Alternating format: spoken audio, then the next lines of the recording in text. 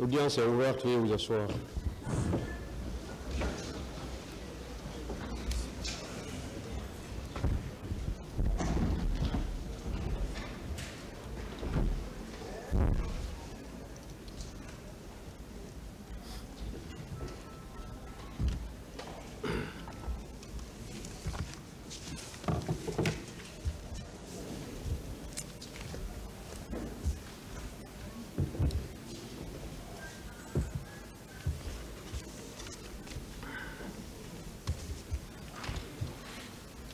Veuillez mettre les téléphones sur le mode silencieux.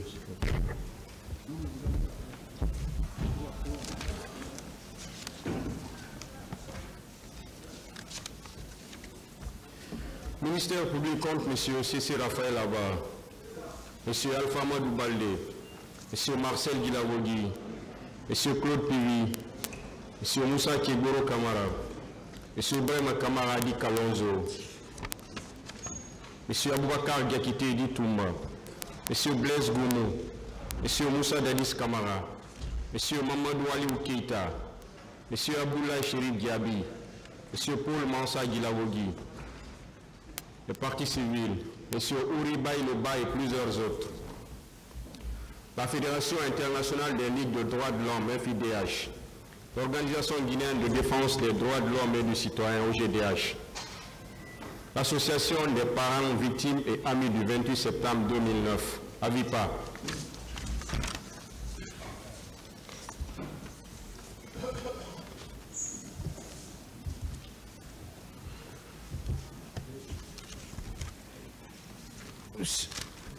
cette affaire avait été envoyée pour que la défense puisse faire ou puisse apporter des répliques aux réquisitions du ministère public. Je peux avoir un bic avec les gens. Un bic. Mon bic est tombé, quoi. Ils ont beaucoup de bic là-bas.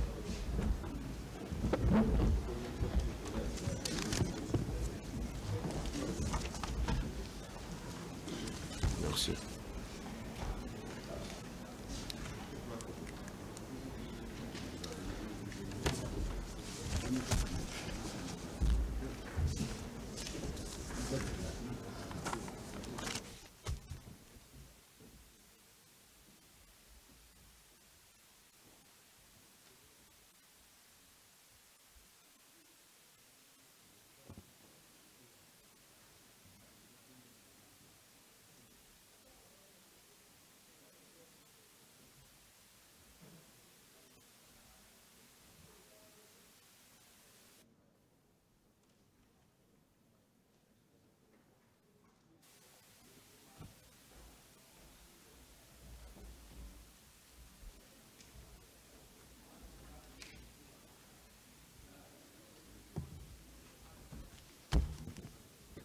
C'est bon?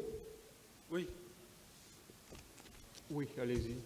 Oui, Monsieur le Président, vous venez de recevoir les écritures des différents conseils des accusés ici présents, qui ce sont des écritures en réplique aux réquisitions aux fins de réqualification des faits présentés à la dernière audience par le ministère public. Et ces conclusions écrites, nous souhaitons accompagner ou appuyer ces conclusions écrites par des développements oraux avec la permission du tribunal. Monsieur le Président. Il n'y a pas de problème. OK. Monsieur le Président,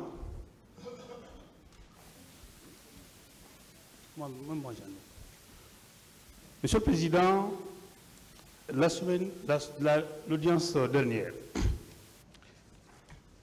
le parquet près de ce tribunal a présenté des réquisitions écrites allant dans le sens d'une requalification des faits pour lesquels nos clients ici présents comparaissent devant ce tribunal. Il faut rappeler que c'est suivant le réquisitoire introductif du 8 février 2010 du procureur général de la Cour d'appel de Conakry qu'un pôle de juges d'instruction a été institué et effectivement sur les événements malheureux du 28 septembre. À la suite, Monsieur le Président, de la constitution de ce pôle de juges d'instruction, l'instruction a donc été ouverte et par réquisitoire supplétif en date du 25 juin 2015, le procureur de la République, après le tribunal de première instance de Dixine, a sollicité qu'il soit informé des chefs de responsabilité de commandement, des supérieurs hiérarchiques et des chefs militaires, conformément à l'article 28 du statut de Rome.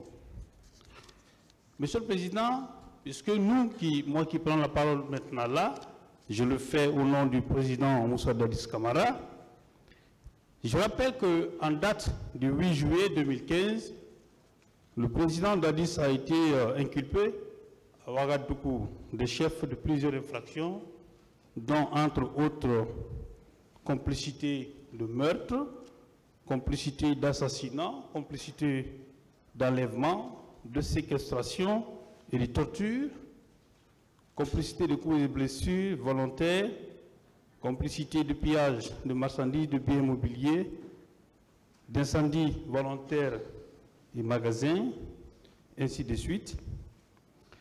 Et, Monsieur le Président, enfin, complicité de détention illicite de matériel de guerre de première catégorie, responsabilité de commandement des supérieurs hiérarchiques et des chefs militaires.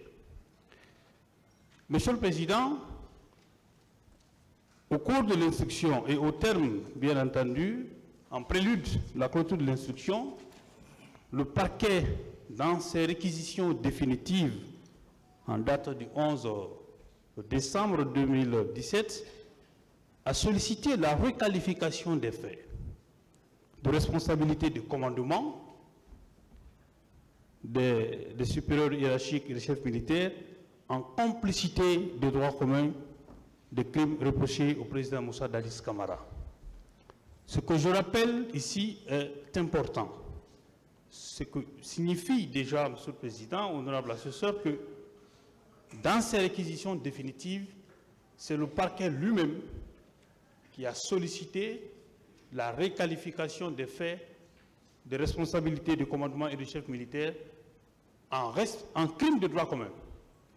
Autrement dit, le parquet a estimé que le président Moussa Dadis devait être poursuivi sur la base du code pénal guinéen, en application bien sûr de l'article 19 de ce code pénal relativement à la complicité des crimes pour lesquels d'autres accusés qui comparaissent devant ce tribunal sont poursuivis.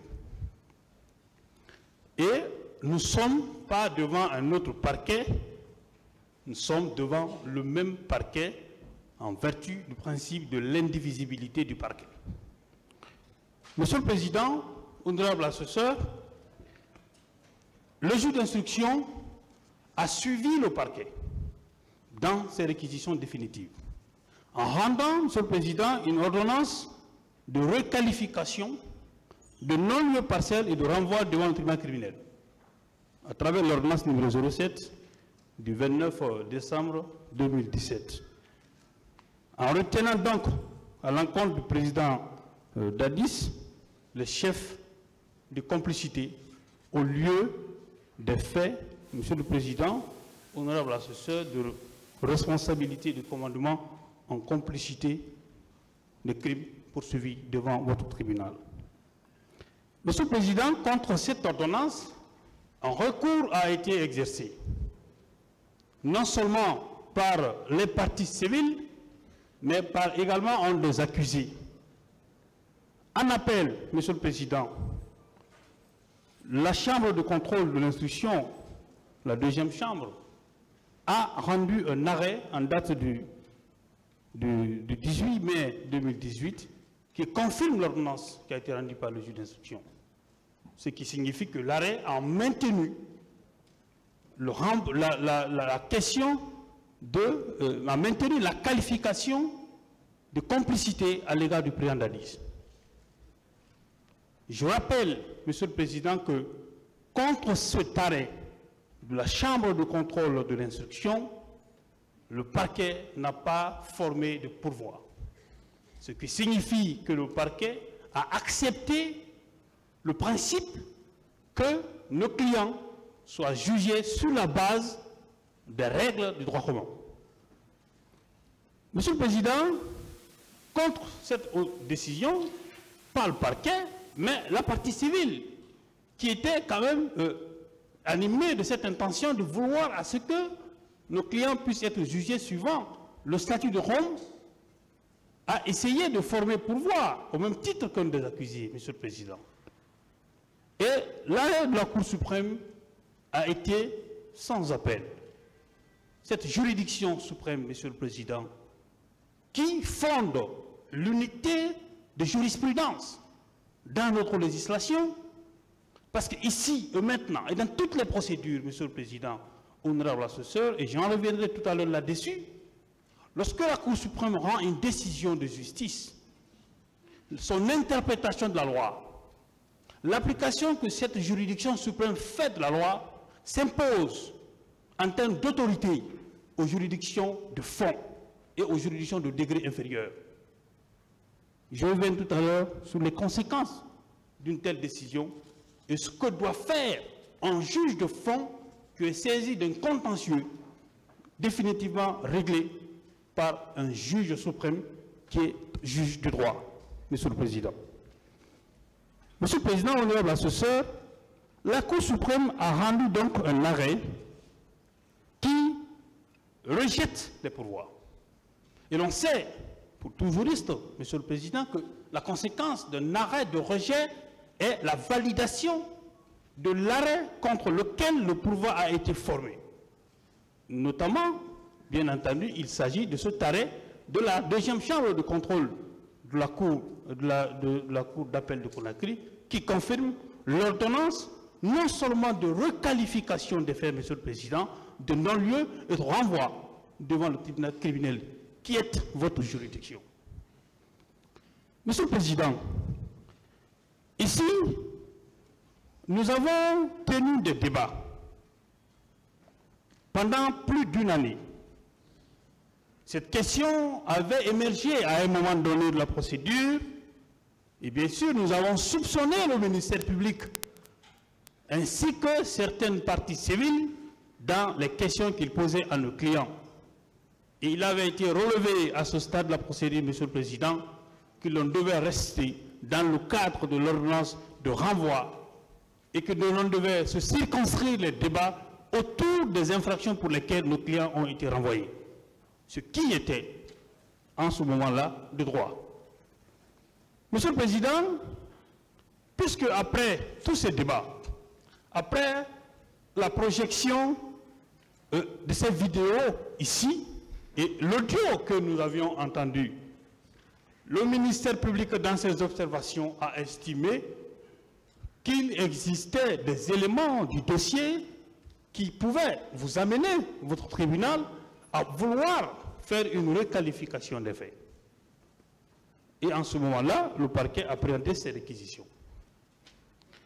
Monsieur le Président, les réquisitions du ministère public sont à la fois, si je puisse me permettre l'expression, Monsieur le Président, prétentieuses. À la rigueur, Monsieur le Président, elles sont fallacieuses, voire même vexatoires, Monsieur le Président. Pourquoi elle est vexatoire? Elle est vexatoire dans le sens que le ministère public lui-même, contre toutes les décisions qui ont été rendues par les juges d'instruction, au premier degré, on parle pour le juge d'instruction, Monsieur le Président, et en appel, le ministère public n'a daigné exercer aucun recours prévu par la législation en vigueur. Je rappelais tout à l'heure qu'il s'agit de l'indivisibilité du parquet. Nous sommes avec le même parquet. C'est ce que nous considérons, Monsieur le Président. C'est le même parquet qui poursuit notre client. C'est pourquoi nous considérons qu'elle est vexatoire. Parce que cette question, si le parquet voulait effectivement que le client soit jugé sur la base du statut de Rome, eh bien, le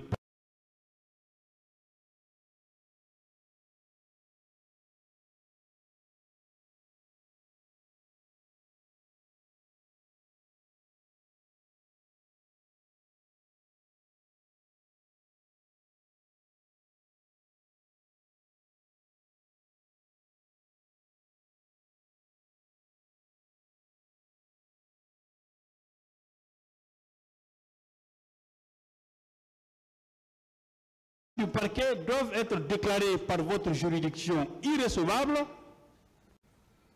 mais aussi vous devez le rejeter subsidiairement si vous considérez que l'argument tendant à l'irrecevabilité de réquisition du ministère public était par extraordinaire fondé. Et je m'en vais, Monsieur le Président, en développant ces arguments, en se fondant sur les dispositions de l'article préliminaire alinéa 4 du Code de procédure pénale et l'article 2 du même Code.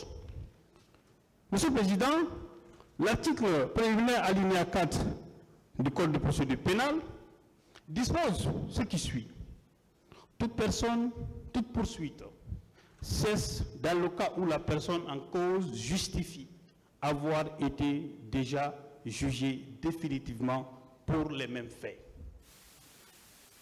Le deuxième alinéa, l'article 2 du même code, précise que l'action publique pour l'application de la peine s'éteint par la mort du prévenu, la prescription, l'amnistie, l'abrogation de la loi et la chose jugée.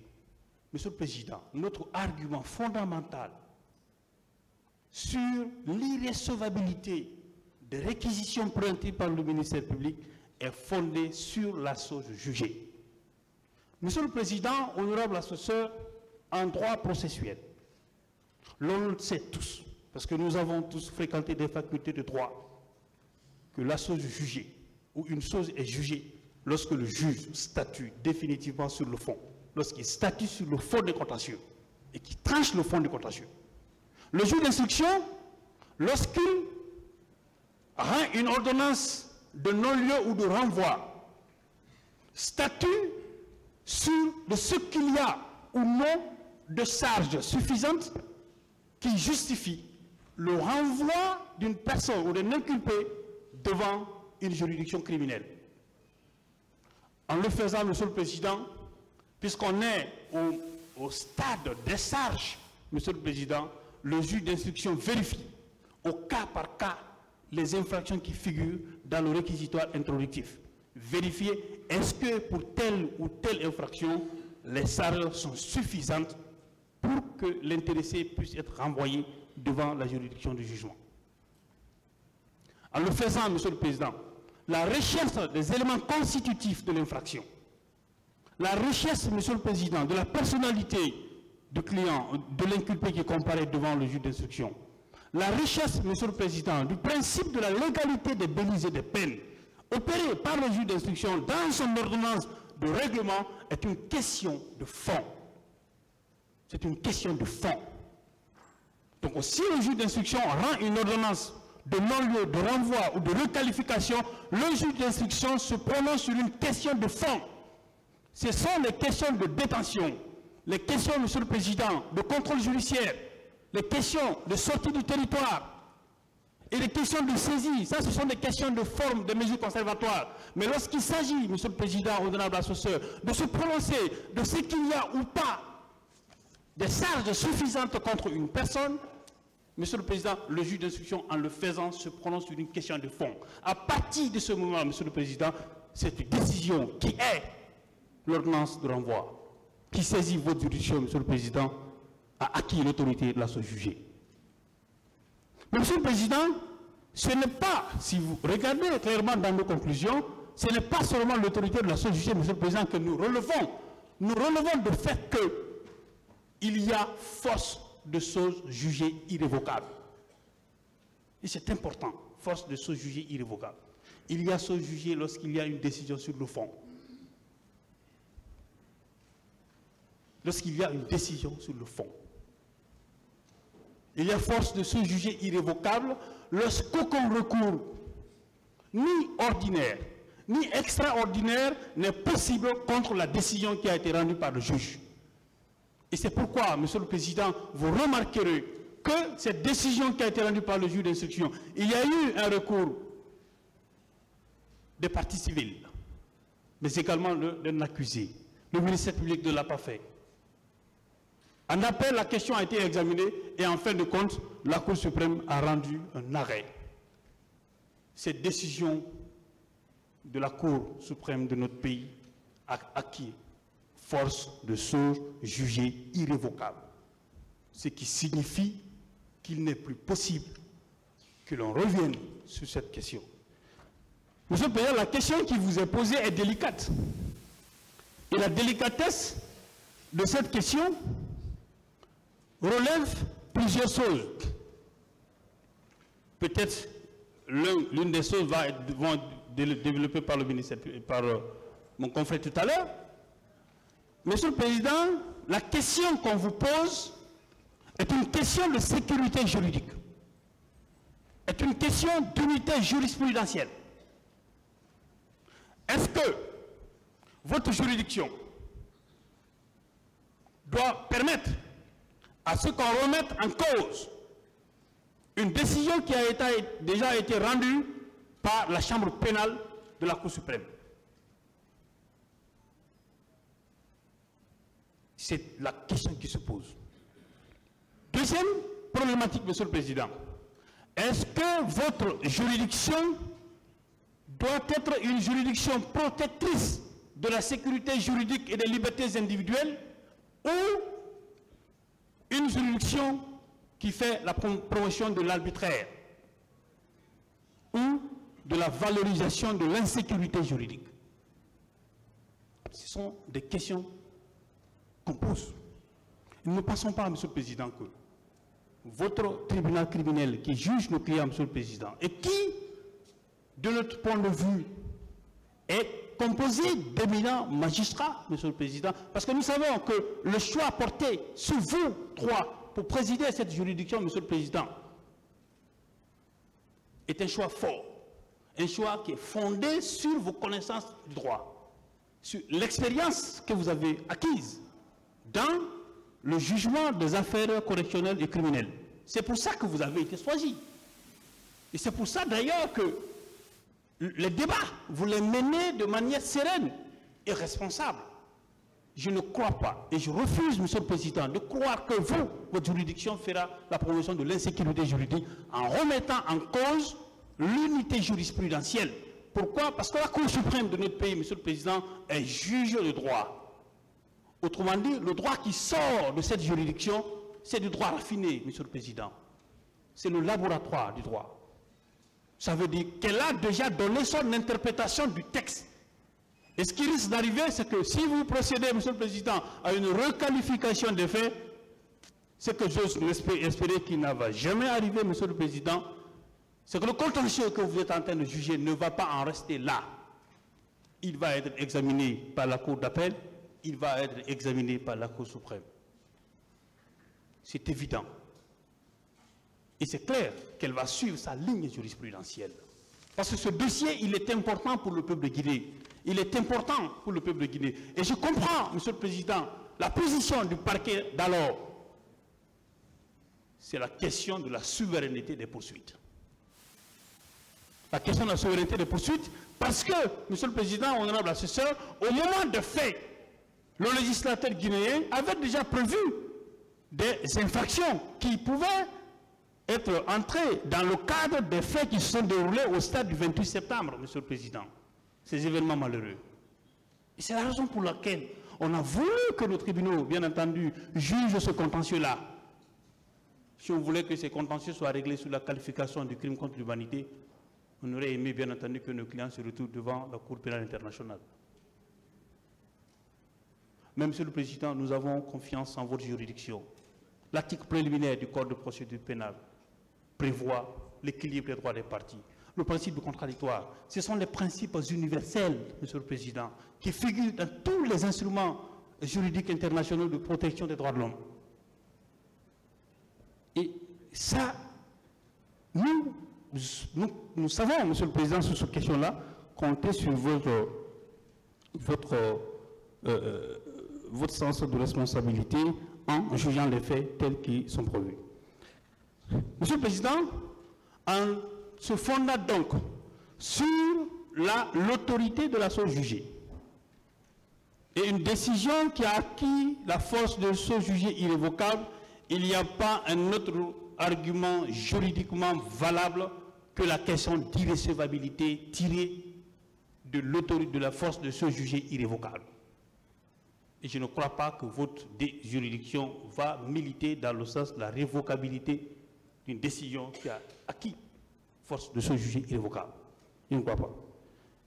Monsieur le Président, nous savons que vous allez aller dans ce sens-là, et nous y croyons.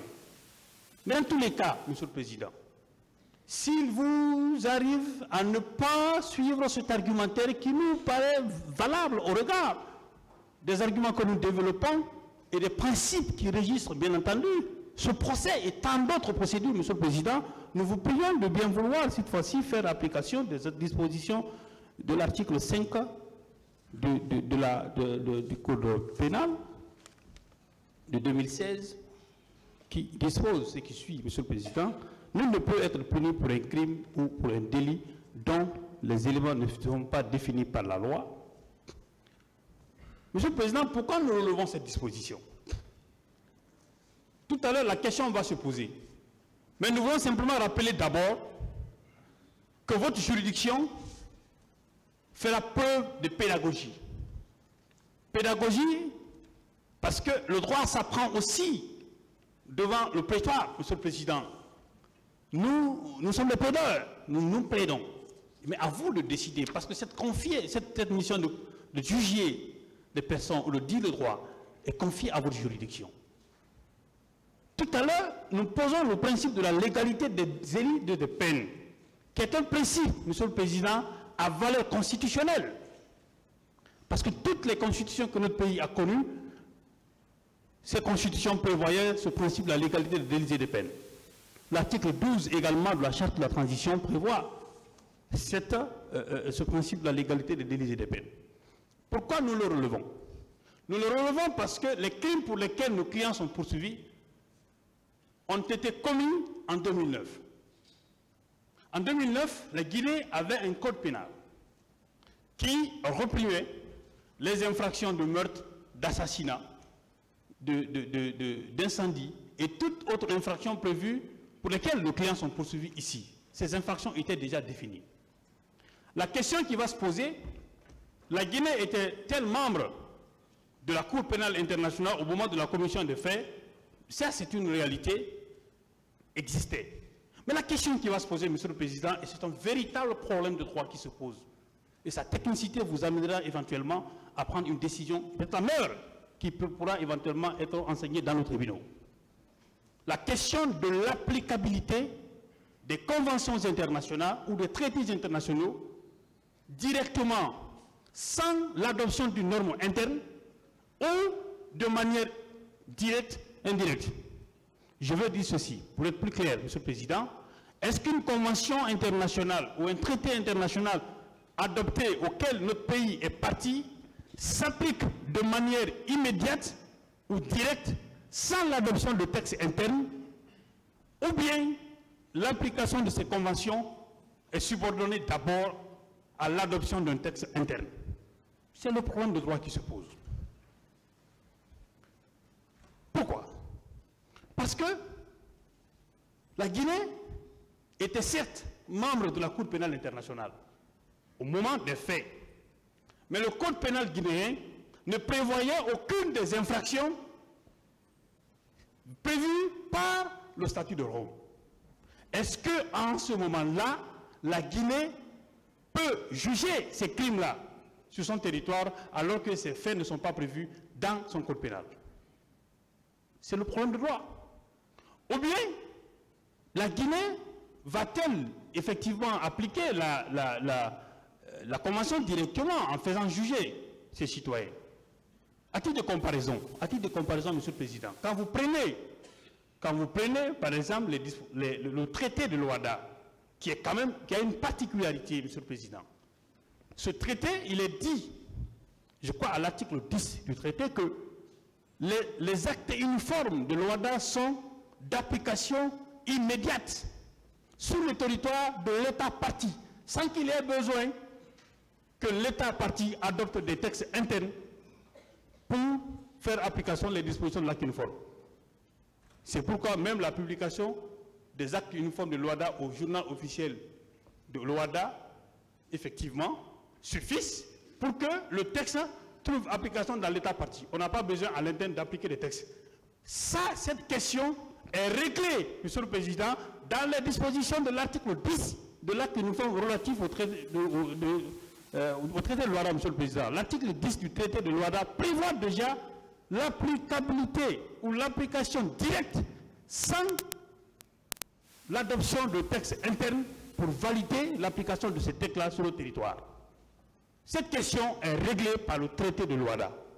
La question que je pose à votre tribunal et que vous allez examiner, Monsieur le Président, en toute sérénité, dans le secret de votre délibération, est-ce qu'une disposition, et il y a une seule disposition du statut de Rome qui prévoit une telle disposition, qui prévoit l'application immédiate ou directe des textes ou des infractions qui sont effectivement dans le statut de Rome par les juridictions nationales, sans l'adoption d'un texte interne. En tout cas, dans mes richesses, peut-être que je peux me tromper, n'existe pas. Et puisque ça n'existe pas, Monsieur le Président, c'est la raison pour laquelle la Guinée, Monsieur le Président, et c'est le sens même du raisonnement de la Cour suprême, Monsieur le Président. C'est pour dire, en ce moment-là, la Guinée n'avait pas internalisé les infractions de crimes contre l'humanité et autres dans notre arsenal répressif. C'est maintenant qu'on l'adopte en 2016. Mais puisque le texte de 2016 ne peut pas s'appliquer aux faits antérieurs à son entrée en vigueur, ça c'est le principe de la non-rétroactivité de la loi pénale. Les lois qui prévoient, Monsieur le Président, les incriminations sont des lois de fond. Sont des lois de fond. Si les faits avaient été commis à un moment où les crimes contre l'humanité avaient été internalisés, Monsieur le Président, il est clair qu'en ce moment-là, on pouvait faire application de ce texte-là. Pourquoi je le relève, Monsieur le Président? Et c'est le dernier partie de mes propos, Monsieur le Président, honorable assesseur. C'est que si vous regardez très bien les réquisitions du ministère public, qui s'est borné simplement à relater les déclarations de nos clients et puis de certaines parties civiles. En réalité, il n'y a pas de démonstration juridique, parce qu'il ne fait même pas 2 pages, sur la question de la demande de réqualification. On a l'impression que le parquet pense que c'est acquis. Et c'est un débat, parce que nous nous défendons des gens pour leur liberté. La question, c'est que les textes qui sont visés par le parquet, Monsieur le Président, si vous remarquez très bien, ce sont les dispositions du code pénal actuel qui répriment ces infractions-là. Mais, d'accord, ça veut dire que le parquet veut qu'on applique les dispositions du code pénal de 2016 aux faits qui ont été commis depuis 2009. Je pense que si le tribunal le fait, ça sera un précédent dangereux. Et je ne souhaite pas que vous le fassiez, Monsieur le Président. Sur cette question, je vous remercie et je vous prie de bien vouloir déclarer d'une part irrécevable la réquisition du ministère public et ici par extraordinaire, Monsieur le Président, vous passez outre, je vous prie de bien vouloir les rejeter. Je vous remercie.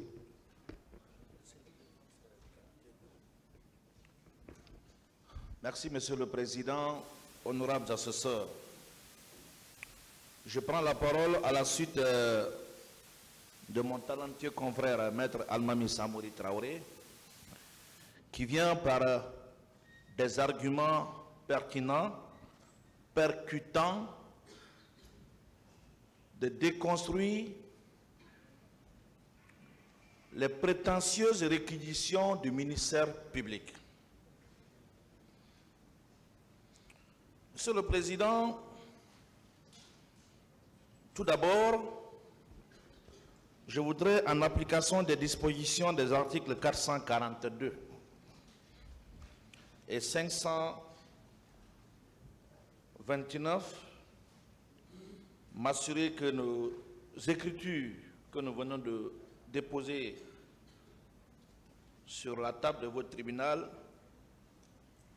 ont répondu aux formalités posées à l'article 529 du Code de procédure pénale. Je vais, avec votre permission, lire les dispositions de l'article 442 du Code de procédure pénale qui dispose comme suit. Les autres règles relatives au jugement des délits, telles que définies aux articles 532 à 563 du présent Code, sont applicables devant le tribunal de première instance statuant en matière criminelle. Et l'article 529 dit ceci.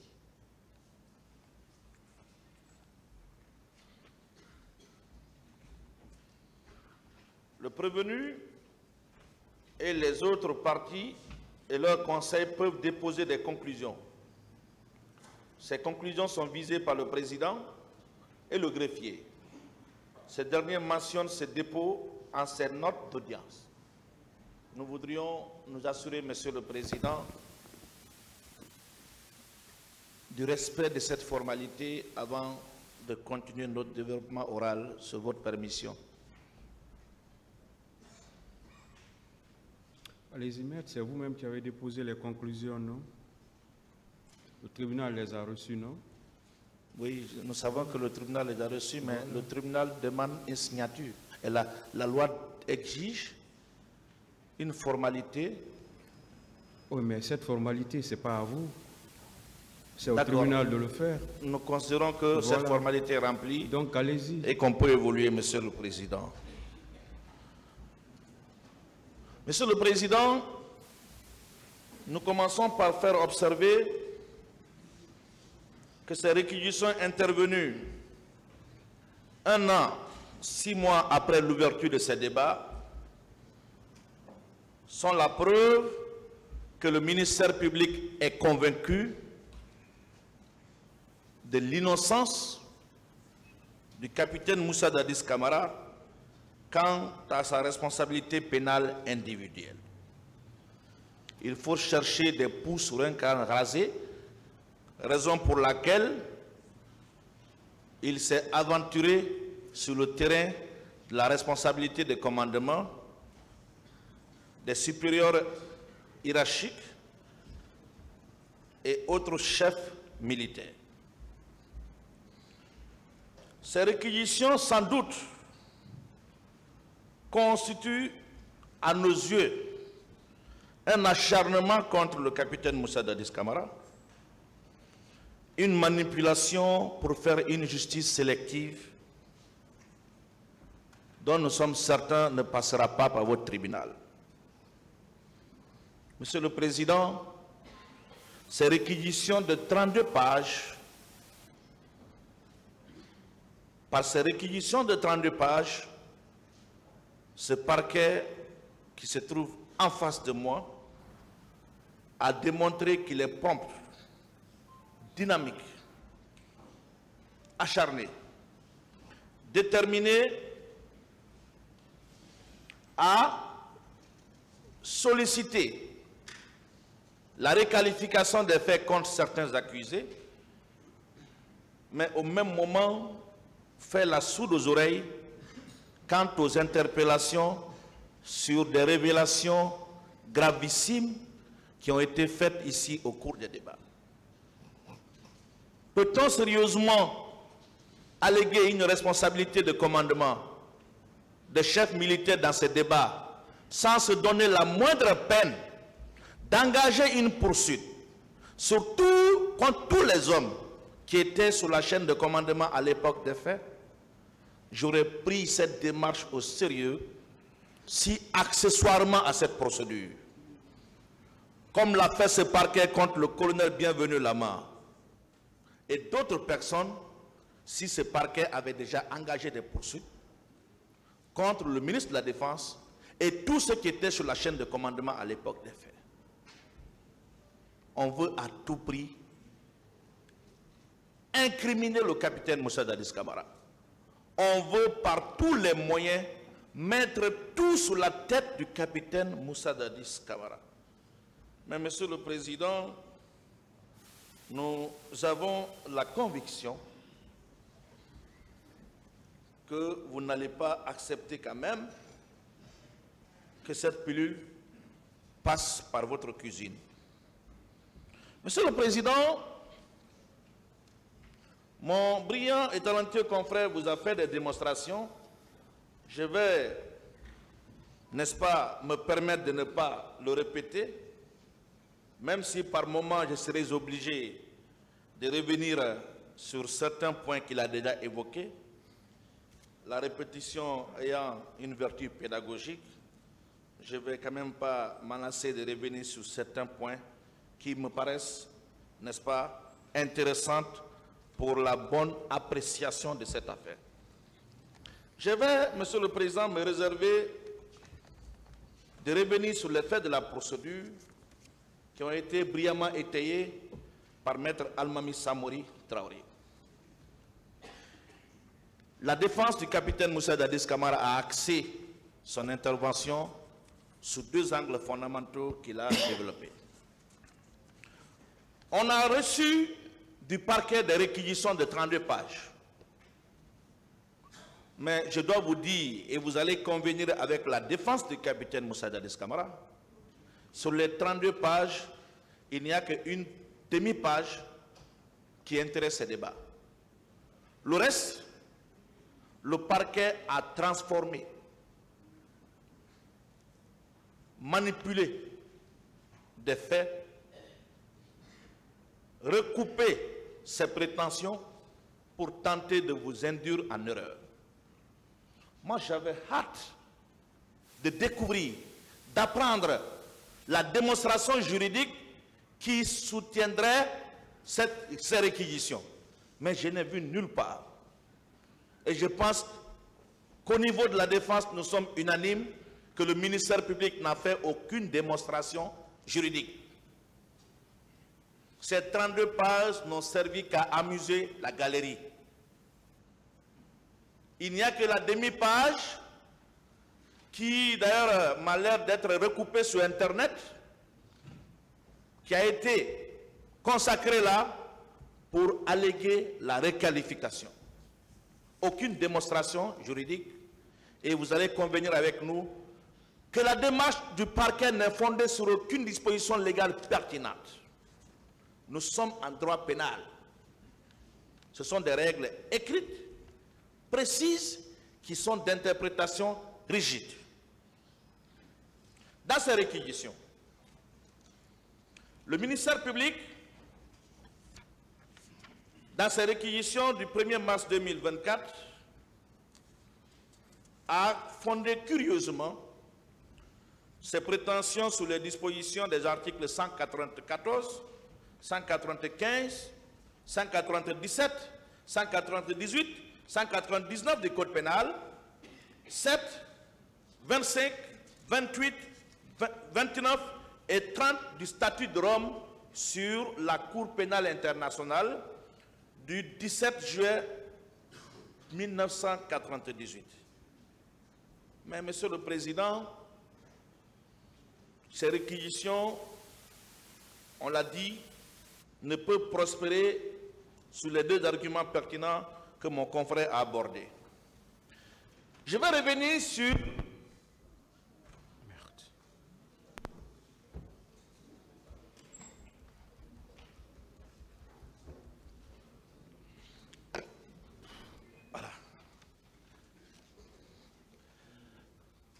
Je vais revenir, Monsieur le Président, sur le premier point tiré de l'irrecevabilité des réquisitions présentées par le ministère public. Au terme de l'article préliminaire, alinéa 4 du Code de procédure pénale qui dispose comme suit: toute poursuite cesse dans le cas où la personne en cause justifie avoir été déjà définitivement jugée définitivement, autant pour moi, pour les mêmes faits et je me limite là. Et l'article 2 du même code dit ceci. L'action publique pour l'application de la peine s'éteint par la mort du prévenu, la prescription, l'amnistie, l'abrogation de la loi pénale est la chose jugée qui nous intéresse ici. En l'espèce, le capitaine Moussa Dadis rappelle qu'il est incongru et même déplacé de réclamer une requalification des faits à ce stade de la procédure, alors que l'ordonnance de renvoi qui saisit votre juridiction n'a fait que paraphraser autant pour moi, les réquisitions du ministère public, le procureur qui l'a succédé du 11 décembre 2017. Monsieur le Président, nous aurons l'occasion de rappeler les termes utilisés par M. Sidi Souleymane Diaye à l'époque des faits dans ses réquisitions écrites. C'est pourquoi d'ailleurs, Monsieur le Président, vous allez convenir avec nous, en instance comme en appel, le ministère public n'a jamais fait appel. C'est la partie civile et un des accusés qui a fait appel. Ce qui veut dire qu'il était d'accord avec la requalification sollicitée et obtenue et qu'en conséquence, il n'était plus question d'engager un recours. Monsieur le Président, vous allez dans les réquisitions du ministère public d'alors, représenté par M. Sidi Souleymane, notamment à sa page 20. Page 20. Peut-être qu'on n'a pas lu le dossier. Lis ceci. Que le dit article n'a-t-il pas expressément créé une corrélation entre la responsabilité de commandement des chefs militaires et autres supérieurs hiérarchiques et les infractions prévues et punies par les articles 192 à 197 du Code pénal. C'est le ministère public qui parle. Qu'il y a lieu dès lors de souligner l'article 197 ne saurait utilement recevoir application dans la mesure où l'acte initial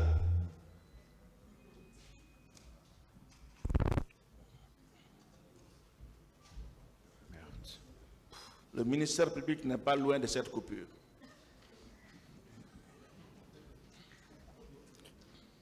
Les micros fonctionnent alors. On peut continuer, monsieur le Président? Oui, allons-y. D'accord, même dans l'obscurité, on peut voir. Ah bon, si vous ne voyez pas, on attend. Hein. Je vais faire des efforts, même si le ministère s'il vous public... plaît, si vous ne voyez, j'avais oublié ce paramètre-là. Sinon on voudrait qu'il y ait de l'électricité. Voilà, si vous ne pouvez pas voir, on sera obligé. C'est un peu difficile, monsieur le Président. Non, c'est mieux. Je vous en prie. L'audience est suspendue.